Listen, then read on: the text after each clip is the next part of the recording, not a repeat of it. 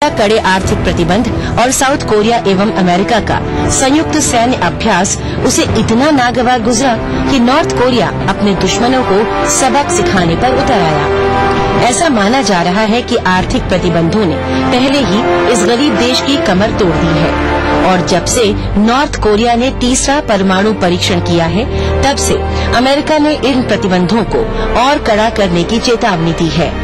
इससे north Korea आग बबूला हो उठा और अब वो जंग पर आमादा है। अमेरिका ने हमारी बेइज्जती की है। हम जवाबी कार्रवाई के लिए पूरी तरह तैयार हैं। हमें सिर्फ अपनी लीडरशिप से इजाजत मिलने का इंतजार है। हम अमेरिका और उसके साथियों को न सिर्फ हराएंगे बल्कि उन्हें जमींदोज भी कर देंगे।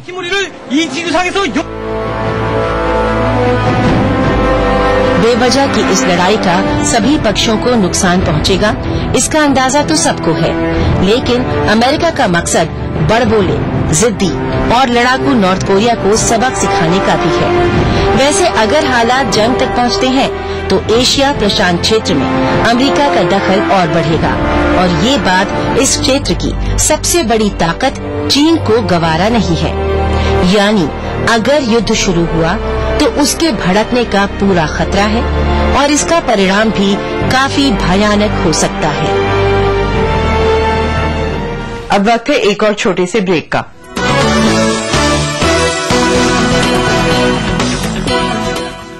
प्रकृति के हरे भरे वातावरण के साथ बिताएं अपने जीवन के यादगार लम्हों को। अपने सपनों के आशियाने में पैरामाउंट ग्रुप लेकर आए हैं premium villas golf forest site C Surajpur Greater Noida में, जहाँ होंगी कई आधुनिक सुविधाएं top with high end ambience and facilities, sports facilities, reticulated gas pipeline system, high security with 24/7 CCTV, most advanced irrigation system, beach effect swimming pool with pool bar, international style road having ample parking and much more. Paramount group. Devbhoomi के निवासी देखा था एक सपना, हिमालय की गोद में बसे उत्तराखंड राज्य का, और इस सपने का धड़कता दिल था गैरसैंण। लोग जुड़े, संघर्ष हुआ, मुजफ्फरनगर तिराहे पे लहू की नदियां बह गईं।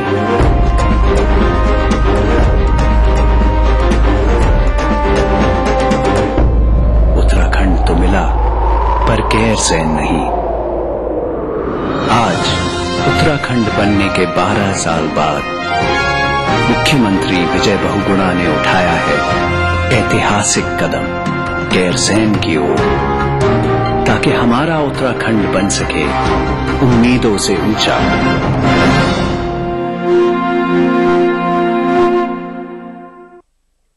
विश्वामित्र इंडिया परिवार आम आदमियों के पास हर कदम विश्वास के साथ। घर बनाना हो या कोई बहुमंजिली इमारत, बांध या पुल, बिरला गोल्ड सीमेंट, चट्टानों सी मजबूती, खरे सोने की क्वालिटी, बिरला गोल्ड।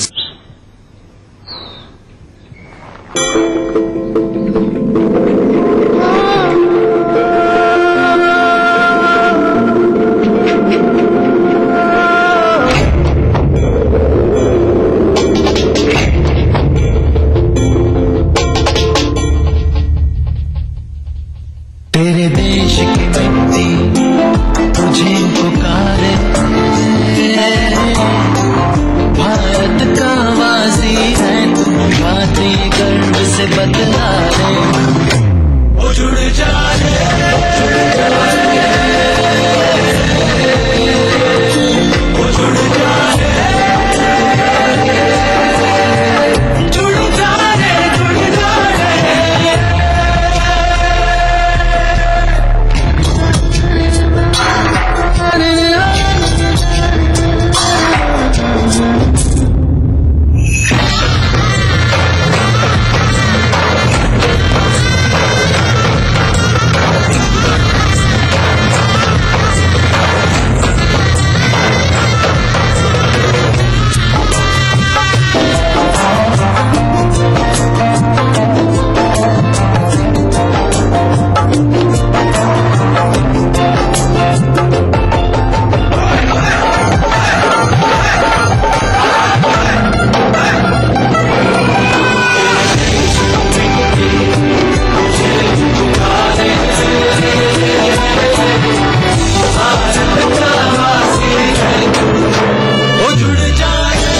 से ही शान, मिट्टी से ही पहचान।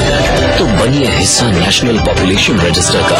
कैंप्स शुरू हो चुके हैं। राष्ट्रीय जनसंख्या रजिस्टर, मेरी पहचान, मेरा अभिमान। भारत सरकार द्वारा जनहित में जारी। इतना अच्छा होता कि हम सब चमगादड़ होते तो अंधेरे में भी आसानी से देख सकते, पर हम तो इंसान है। घर में करो वेलकम महिंद्रा पावरऑल इन्वर्टर को। महिंद्रा पावरऑल इन्वर्टर और HUPS करंट जिंदगी का।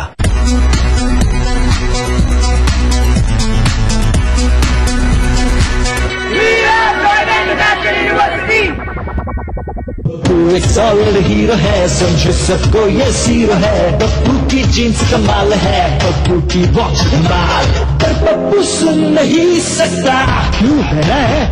हथेली पे जान है, कानों में हेडफोन ऑन है। पप्पू था एक सॉलिड हीरो। पप्पू ना बने। सड़क पर चलते समय मोबाइल और हेडफोन्स का प्रयोग ना करें। सड़क नियमों का पालन करें। जिंदगी आपकी है, सोचना आपको है।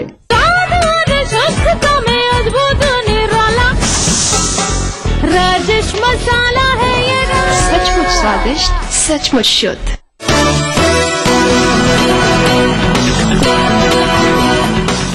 अब पेश है हमारा खास सेक्शन खबरें रफ्तार से, जिसमें हम आपको सबसे पहले दिखाएंगे कि कैसे जापान की बेहतर तकनीक का इस्तेमाल करके भारत में रेल दुर्घटनाओं में कमी लाई जा सकती है। जापान की क्योसान इलेक्ट्रिक ने भारतीय बाजार में कदम रख दिया है। उसका इरादा भारतीय रेलवे की सिग्नल प्रणाली को बेहतर बनाना और दुर्घटनाओं में कमी लाना है। भारतीय रेलवे में हर साल औसतन 150 से ज्यादा दुर्घटनाएं होती हैं, लेकिन बेहतर तकनीक जैसे कि ऑटोमेटिक ट्रेन स्टॉप सिस्टम और ऑटोमेटिक ट्रेन कंट्रोल सिस्टम का इस्तेमाल करके दुर्घटनाओं में कमी लाई जा सकती है। गौरतलब है कि जापान में हाई स्पीड रेल नेटवर्क है, वहां बुलेट ट्रेन भी है, लेकिन इसके बावजूद तकनीक के बेहतर इस्तेमाल की वजह से रेल दुर्घटना के मामले यदाकदा ही सुनाई पड़ते हैं। जापान को उम्मीद है कि नई तकनीक से भारत को भी खासा फायदा पहुंचेगा। भारतीय अर्थव्यवस्था आगे बढ़ रही है, इसलिए रेलवे सिग्नल सिस्टम को बेहतर बनाने के यहाँ काफी अवसर हैं। हम इस काम को बखूबी अंजाम दे सकते हैं और इस तरह से भारतीय अर्थव्यवस्था के विकास में बेहतर योगदान भी दे सकते हैं। तिब्बत की राजधानी लहासा के नजदीक भूस्खलन की घटना में 100 खदान मजदूर दब गए हैं। इन खदान पर चीन की सरकारी कंपनी नेशन गोल्ड ग्रुप की एक सहायक कंपनी का अधिकार था। इस भूस्खलन से एक बड़ा इलाका दब गया है, जिसमें मजदूरों की झुग्गियां भी शामिल है। इन मजदूरों का कैंप भी भारी मलबे में दफन हो गया है। मजदूरों में कुछ तिब्बती हैं, जबकि ज्यादातर का ताल्लुक चीन से है। ब्रिटेन के प्रधानमंत्री डेविड कैमरून ने गैर कानूनी प्रवासियों पर लगाम लगाने के लिए सख्त कानून बनाने का फैसला किया है। अप्रवासी काम मिलने की संभावना न होने पर 6 महीने से ज्यादा सरकारी योजनाओं का लाभ नहीं ले पाएंगे। फिलहाल यूरोपीय संघ के लोग ब्रिटेन की सरकारी स्वास्थ्य सेवा में मुफ्त इलाज करा सकते हैं। नई योजना के तहत अगर कोई अप्रवासी नागरिक टैक्स नहीं देता है तो इसे उसके देश से वसूला जाएगा। अब पेश है हॉलीवुड और ग्लैमर जगत से जुड़ा हमारा सेक्शन ग्लैमर अपडेट, जिसमें हम आपको दिखाएंगे सितारों की जिंदगी के राज और उनसे जुड़ी कुछ चटपटी खबरें।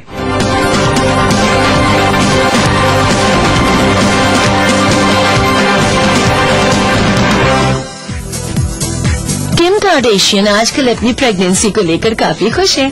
उन्होंने कहा कि वो आजकल अपने शरीर में हो रहे बदलाव के अनुरूप खुद को ढाल रही हैं। 32 वर्षीय किम अपनी प्रेमी रैप गायक काइनी वेस्ट के साथ अपनी पहली संतान की किलकारी का बड़ी बेसब्री से इंतजार कर रही हैं। किम का कहना है कि मां बनना एक अनोखा एहसास है और इस दिन का उन्हें न जाने कब से इंतजार था।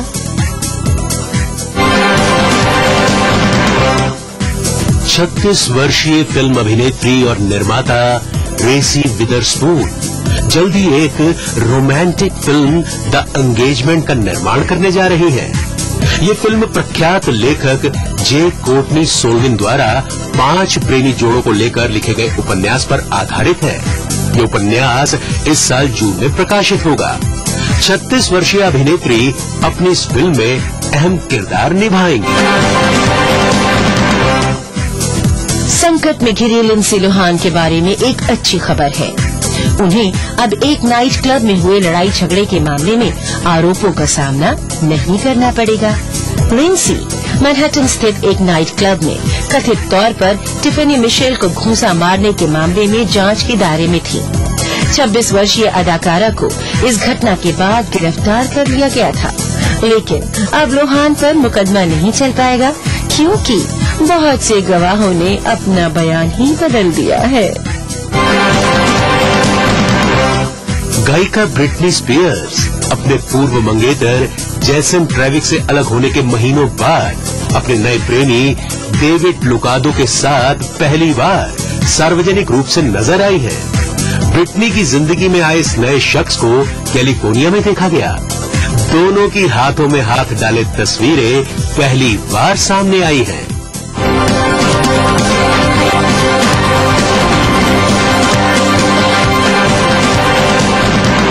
तो ये था दुनिया अपडेट। अगले हफ्ते फिर हाजिर होंगे और खबरों के साथ। तब तक के लिए दीजिए इजाजत। नमस्कार, खुदा हाफिज।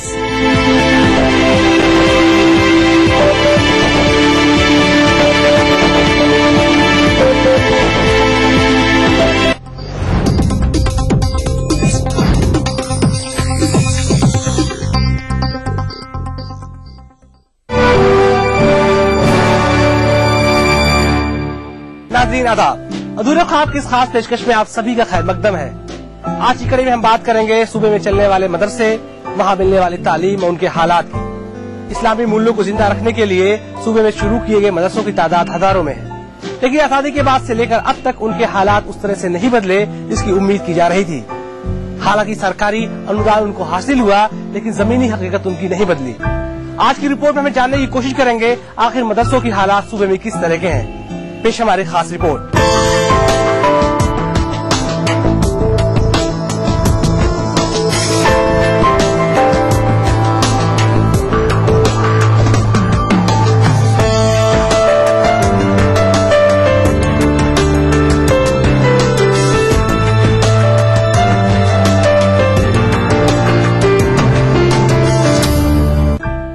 ऐसा सभी का मानना है कि तालीम के जरिए कोई भी शख्स तरक्की कर सकता है, लेकिन बगैर तालीम के किसी भी समाज की तरक्की होना नामुमकिन है।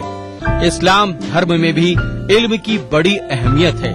इल्म को हासिल करने के लिए पहले भी लोग दूर दूर तक का सफर तय किया करते थे। बड़ी बड़ी यूनिवर्सिटी, स्कूल, कॉलेज और मदरसों का उद्देश्य समाज की शैक्षिक आवश्यकताओं को पूरा करना है। हिंदुस्तान में तालीम के लिए स्कूलों का बड़ा नेटवर्क है, जिनकी स्थापना में सरकार के साथ जनता का भी योगदान होता है। हिंदुस्तान में बड़े बड़े उलेमाए इकराम ने आजादी से पहले जगह जगह मदरसे स्थापित किए, जिनका मुख्य उद्देश्य धार्मिक शिक्षा के साथ देशभक्ति, ईमानदारी और नैतिक मूल्यों की जानकारी देना होता है। इसीलिए इस्लामी शिक्षा को आधार मानकर दीनी मदरसों को स्थापित किया गया। इधर चंद सालों में ऐसा हुआ, बल्कि चंद सदियों में, कि उलूम को दो हिस्सों में तकसीम कर दिया गया है, दीनी उलूम और दुनियावी उलूम। जबकि अगर कुरान और हदीस की तालीमात का मुताला किया जाए तो पता चलेगा कि तमाम उलूम अल्लाह रब्बुल इज़्ज़त के अता करदा हैं। और हज़रत मौलाना अली मियां रहमतुल्लाह अलैह फरमाया करते थे कि कदीम व जदीद के दरमियान इल्म को तकसीम करना ये नाक़बत अंदेशी की बात है। और इकबाल ने भी कहा था कि दलील कम नज़री क़िस्सा कदीम व जदीद। तो इस लिहाज से मदारिस में जो तालीम दी जाती है वो तालीम ऐसी होती है जो आफाकी होती है और हमागीर होती है, और इनके अंदर दुनिया के साथ साथ आखिरत में भी सुरखरुई का मकसद पिन्हा होता है। उत्तर प्रदेश में भी मदरसों की संख्या काफी तादाद में है। मुस्लिम बाहुल्य इलाकों में मदरसे ज्यादा हैं। सरकारी स्कूलों के अभाव में इन मदरसों की अहमियत बहुत होती है। मुस्लिम गरीब छात्र जिनके अभिभावकों की आर्थिक स्थिति बेहतर नहीं है, वो अपने बच्चों को मदरसों की तालीम ही दिलवा पाते हैं। उत्तर प्रदेश में चल रहे मदरसों को दो हिस्सों में बांटा जा सकता है। पहला जहाँ पर सरकारी मदद मिल रही है, दूसरी जो गैर सरकारी सहायता प्राप्त है। सरकार की तरफ से मिलने वाले मदद के सहारे कुछ मदरसे तो अच्छा कर रहे हैं, लेकिन जिन मदरसों को मदद नहीं मिल रही है वहाँ पर हालात बहुत बदतर हैं। आजादी के बाद से लेकर यहाँ पर अभी तक इस्लामी शिक्षा तो जरूर दी जा रही है, लेकिन बदलते दौर के साथ ये सारे मदरसे साथ में नहीं चल पा रहे हैं।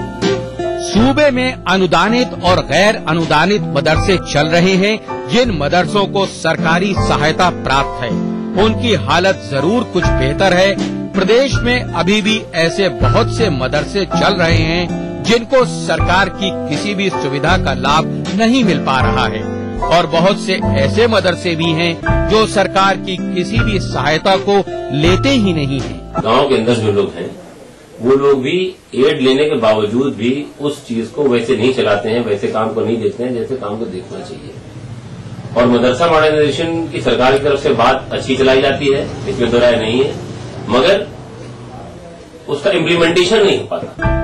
मदरसों की खासियत ये है कि जो गरीब छात्र हैं उनको यहाँ मुफ्त तालीम के साथ साथ रहने के लिए हॉस्टल और भोजन भी मुफ्त दिया जाता है। इन मदरसों की आर्थिक व्यवस्था ज़कात, इमदाद आदि से चलती है। इसीलिए मदरसों के फंड के लिए देश के लाखों दानी दान देते हैं, जिनका रिकॉर्ड प्रत्येक मदरसा रखता है। आमतौर में ये देखी गई है कि मदरसे में सब ये चंदे से काम कर रहे हैं, और चंदे से बड़ी दिक्कतें होती है मदरसे चलाने में।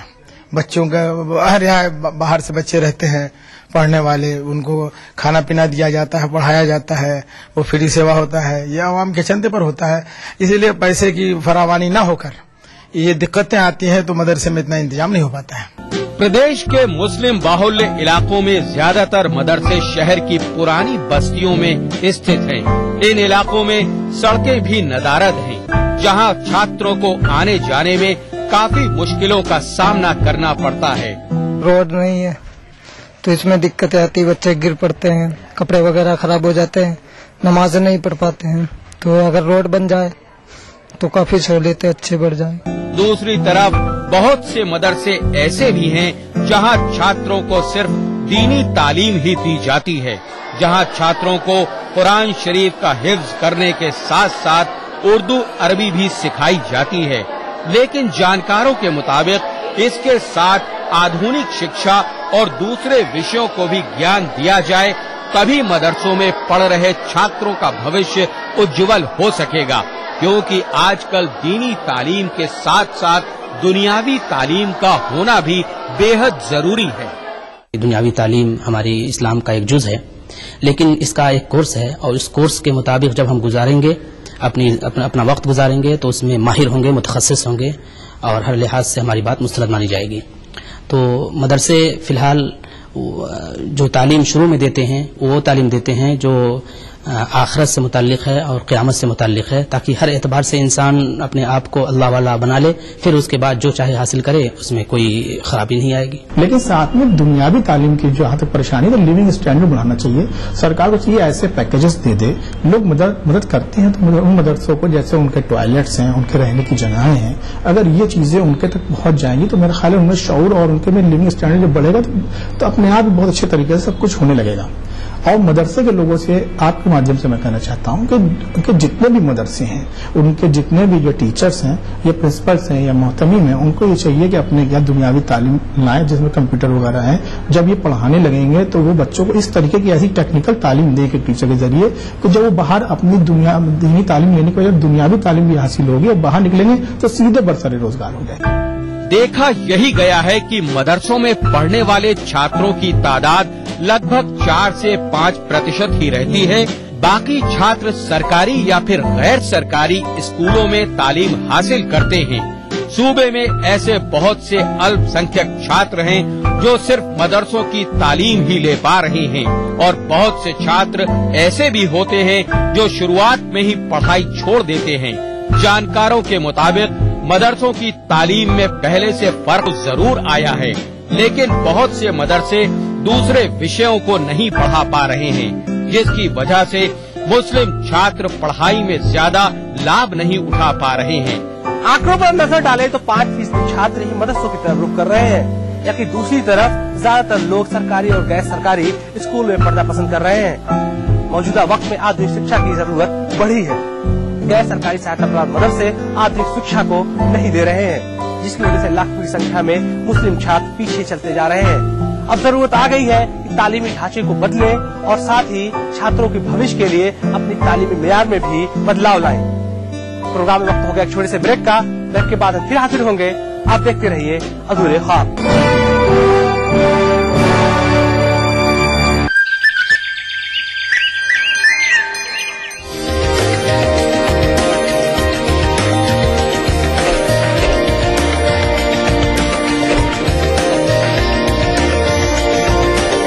Pentagon mall Haridwar, Uttarakhand largest mall and multiplex by Supertech.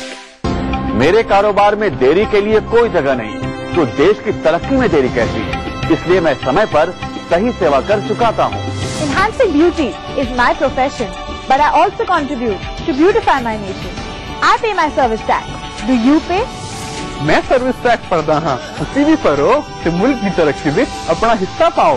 हमारा बढ़ता कारोबार बने देश की प्रगति का आधार। समय पर सही सेवा कर चुकाए। जम के खाओ, खूब बचाओ। माहेश्वरी फार्मास्यूटिकल द्वारा निर्मित त्रिंगासव खून की कमी को दूर करे, तंदुरुस्त और स्वस्थ बनाए। आयुष द्वारा प्रमाणित त्रिंगासव।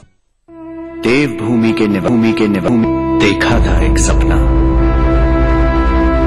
हिमालय की गोद में बसे उत्तराखंड राज्य का, और इस सपने का धड़कता दिल था गैरसैंण।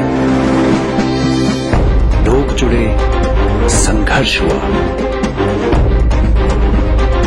मुजफ्फरनगर तिराहे पे लहू की नदियां बह गईं।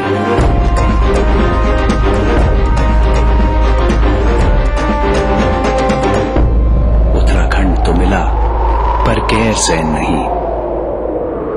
आज उत्तराखंड बनने के 12 साल बाद मुख्यमंत्री विजय बहुगुणा ने उठाया है ऐतिहासिक कदम गैरसैंण की ओर, ताकि हमारा उत्तराखंड बन सके उम्मीदों से ऊंचा।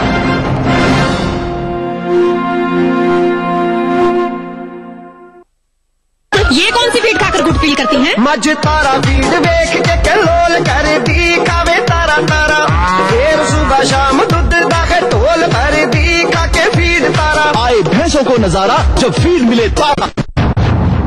देवभूमि के निवासी देखा था एक सपना।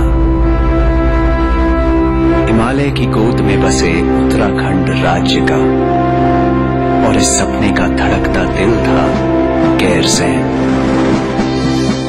लोग जुड़े, संघर्ष हुआ। मुजफ्फरनगर तिराहे पे लहू की नदियां बह गईं।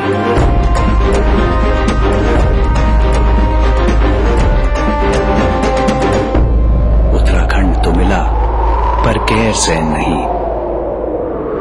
आज उत्तराखंड बनने के 12 साल बाद मुख्यमंत्री विजय बहुगुणा ने उठाया है ऐतिहासिक कदम गैरसैंण की ओर, ताकि हमारा उत्तराखंड बन सके उम्मीदों से ऊंचा।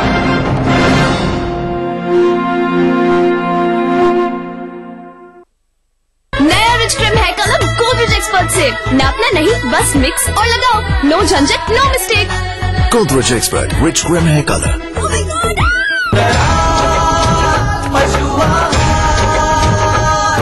असली भरोसेमंद दयाल पशु आहार, दूध दमदार, आंख शानदार।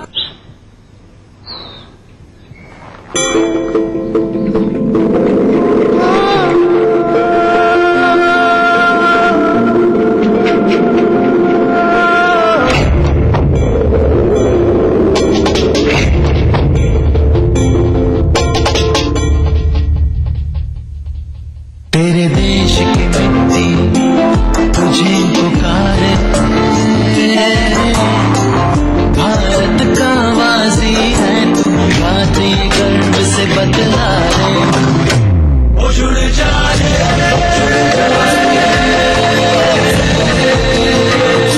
वो जुड़ जाए, जुड़ जाए, जुड़ जाए।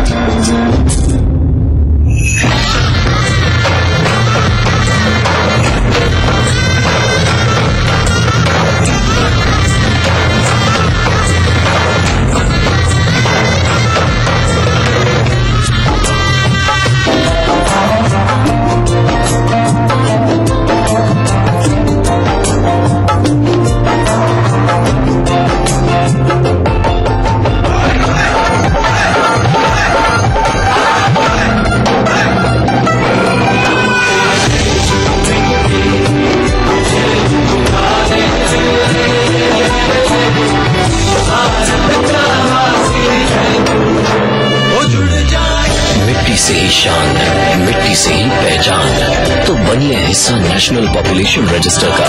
कैंप्स शुरू हो चुके हैं। राष्ट्रीय जनसंख्या रजिस्टर, मेरी पहचान, मेरा अभिमान। भारत सरकार द्वारा जनहित में जारी। यही है, यही तो है मेरी शान, यही है, यही तो है हमारी शान, यही तो है हमारी शान। इसी पर है सबका भरोसा, जेपी सीमेंट। सबका फेवरेट वही जो है अंदर से सॉलिड, जेपी सीमेंट। मेरा फेवरेट, अब इंडिया का फेवरेट। ब्रेक के बाद ख्वाब प्रोग्राम में आप सभी का एक बार फिर से खैर मकदम है। उत्तर प्रदेश में चल रहे मदरसों को बढ़ावा देने के लिए राज्य और केंद्र सरकार की तरफ से कई सारी योजनाएं भी चल रही हैं। इन योजनाओं में खास तौर से मिनी ITI मदरसा आधुनिकीकरण योजना भी शामिल है। मदरसों में पढ़ाने वाले शिक्षकों को हर महीने सरकार की तरफ से तनख्वाह भी दी जाती है।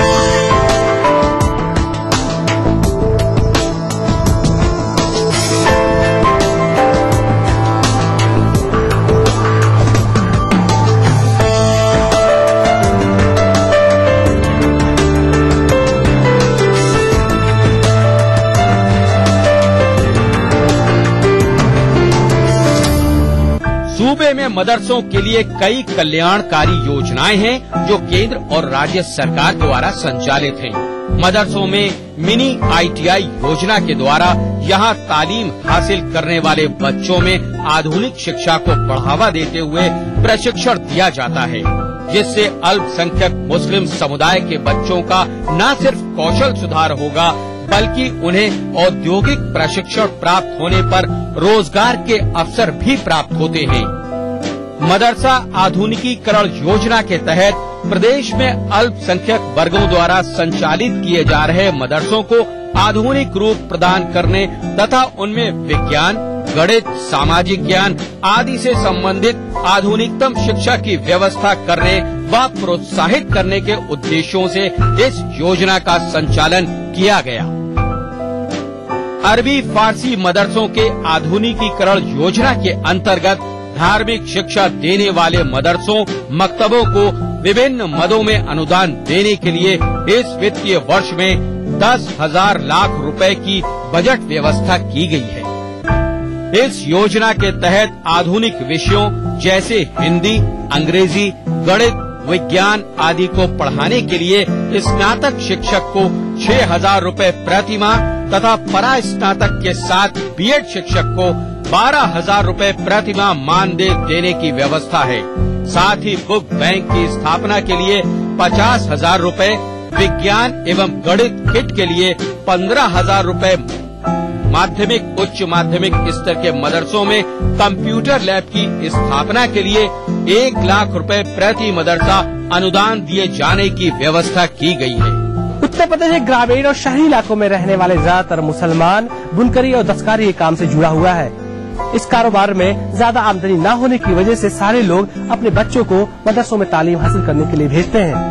अब वक्त आ गया है कि सरकार की तरफ से कुछ ऐसे स्कूल खोले जाए जिसमें आधुनिक शिक्षा के साथ साथ इस्लामी शिक्षा भी दी जाए।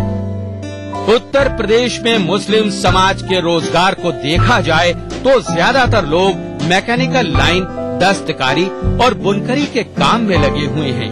ये काम इन लोगों की रोजी रोटी का मुख्य साधन है। एक अरसे से इसी काम को करने के बाद भी ये लोग विकास की मुख्य धारा से जुड़ नहीं सके हैं। आजादी के बाद भी इन कारीगरों की स्थिति में कोई खास